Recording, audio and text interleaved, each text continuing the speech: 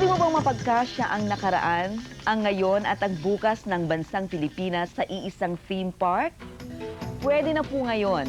Sa Expo Pilipino sa Pampanga, nakalatag ang isang malawak na liwasan na magsisilbing patotoo sa tibay at tagumpay ng kaluluwang Pilipino.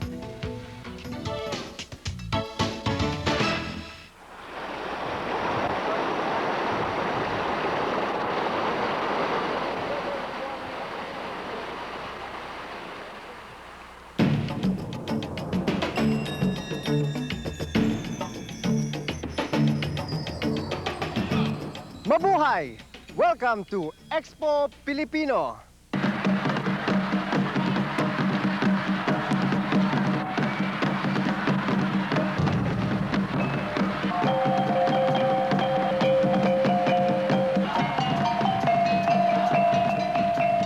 Nitong ika-6 ng Hunyo, binuksan ang Expo Pilipino.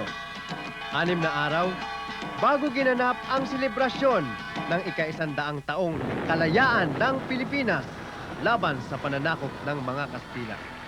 Ginanap ang magarbong pagtitipon sa Freedom Ring kung saan matatagpuan ang isa sa higanteng amphitheaters sa buong Asia. Kayang punuan ng 35,000 kataong manonood.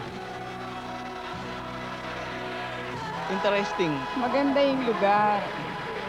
At saka marami kang matututuhan sa pagpunta dito.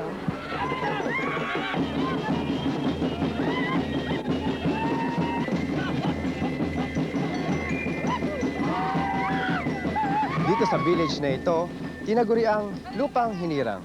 Tampok ang ating pre-colonial history at tradisyon.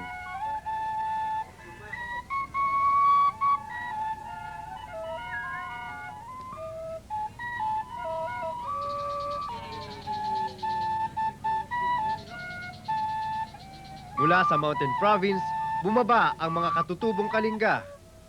Itinirik ang kanilang tirahang hindi ginagamitan ng pako, Lego type o ditanggal. Kapitbahay lamang nila dito ang katutubong Ifugao.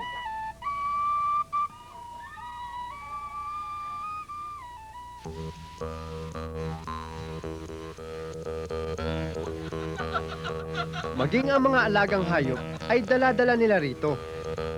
Inaalagaan at patuloy ang pagpapahusay sa kanilang kakayahan sa sining ng wood carving. May replika ng Banawi Rice Terraces. Sa bulubundukin ng Ifugao, noon pa man ay larawan na ng galing ng mga katutubo sa agrikultura. Pilipino lang kayo makagawa nun.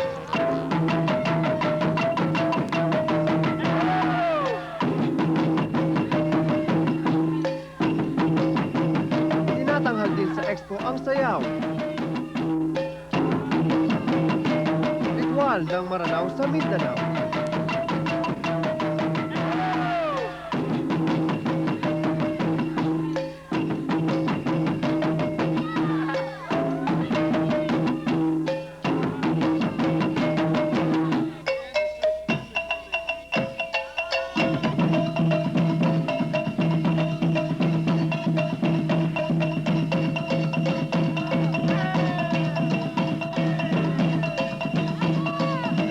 Proud talaga ako. Tapos, pangalawa, nag-enjoy ako.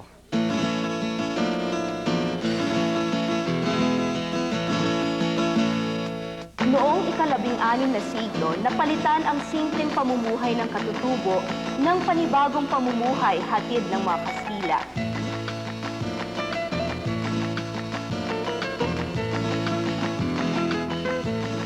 Isa sa mahalagang bahagi ng Expo Pilipino ang Colonial Plaza. Punong-puno ng kasaysayan, alaala ng nakaraan. Nandito ang replika ng bahay ng ating pambansang bayani, si Dr. Jose Rizal. Ang bahay ni General Emilio Aguinaldo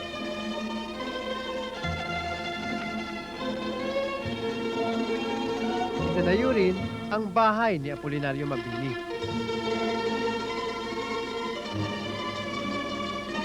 Sa gitna ng Colonial Plaza, ang replika ng Barasoain Church ng Malolos, Bulacan. Batay sa kasaysayan, dito unang ginanap ang Constitutional Convention at pagtatag ng unang Republika ng Pilipinas. 100 taon na ang lumipas.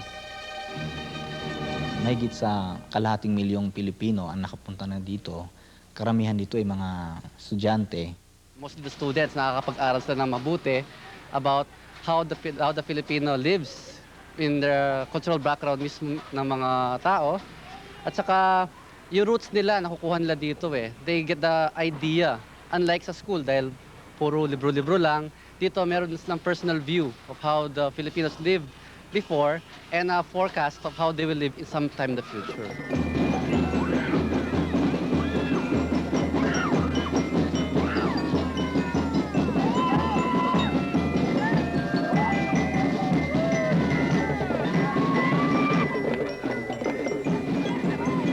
Bahagi ng international community ng mga nagkakaisang bansa ang Pilipinas.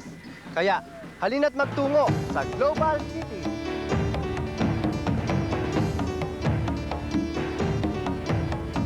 Nasa Friendship Pavilion ang partisipasyon ng mga dayuhan sa pamamagitan ng kani-kanilang exhibit galing sa China, Japan, United Kingdom, Singapore at Amerika, Indonesia, Korea, Brunei Darussalam, Vietnam at Russian Federation. Maunlad na bansa sa modernong panahon. Siyempre, kasama rito ang Philippine Pavilion Exhibit. May pagkakapuri ang mga Pilipinong nagtagumpay sa buong daigdig sa larangan ng sining at kultura, politika, science at edukasyon. 25 destinations at underwater exhibit na nagpapakita ng tourist attractions at artifacts. Kung hindi ka man makapaglibot sa iba-ibang lupalop ng bansa, sa Expo Pilipino, makikita mo kung gaano kaganda ang Pilipinas. at nagsisikap umunlad ang kabuhayan na dapat ay para sa sambayanan.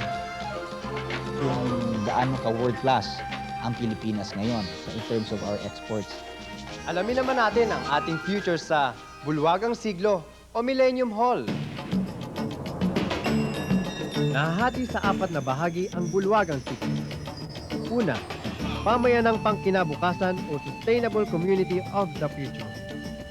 Ilan sa mga halimbawa ay muling pagkabuhay ng Ilog Pass. Hinihimok dito ang mga pabahay at mga pabrikang nasa tubig ng ilog na iwasang magtapon ng kanilang dumi sa tubig. Agropolitan.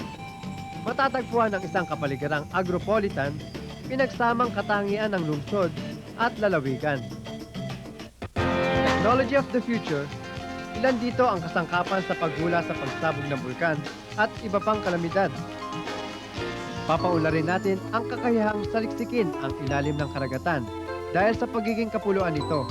Taglay ng bansa ang sapat na yaman mula sa ilalim ng dagat na magagamit para mapakain ang lumalaking populasyon. Year 2000, sa Metro Manila, ang tao ay abot ng 120 million. Kaya kailangan maraming mas malawak ang kalsada, maraming sasakyan, mga LRT.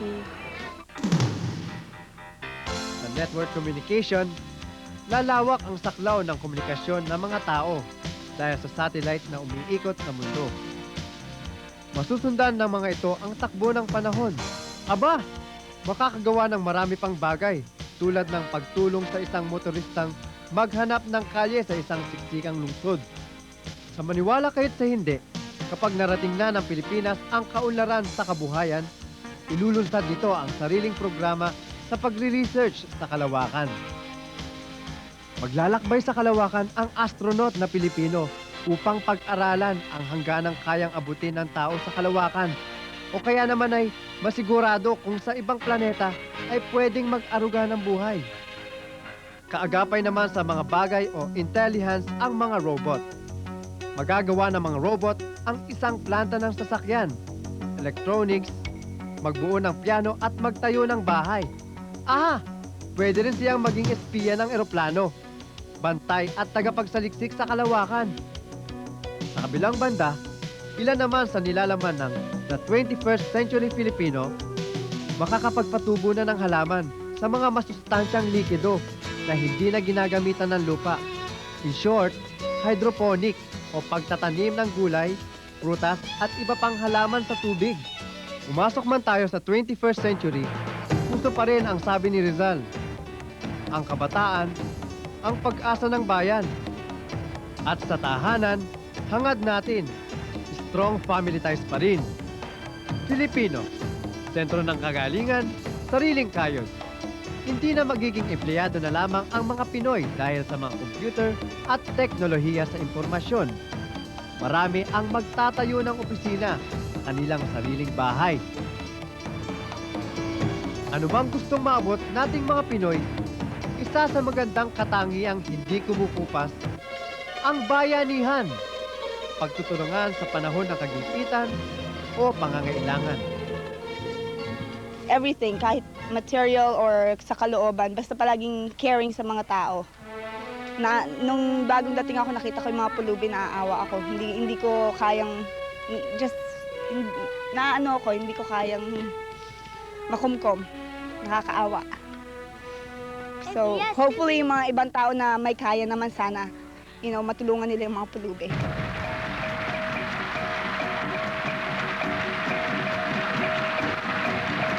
Talaga naramdaman ko ako isang tunay na Pilipino. Kulang yung time para talagang isa-isahin mo yung dapat mong makita. Palagi pa rin akong makipilipino. I can't wait na dalhin ko dito yung mga kaibigan ko sa Amerika. Pakita ko sa amin yung tunay na culture natin. Kahit nakikita na nila sa ugali ko yun. Hindi ko pa na nililibot lahat eh. Masaya na ako ngayon pa lang. Anumang pag-unlad, siguradong hindi mabubura ang magagandang katangian ng ating lahi. Ako po si Pocholo Gonzales ng Tatak Pinoy.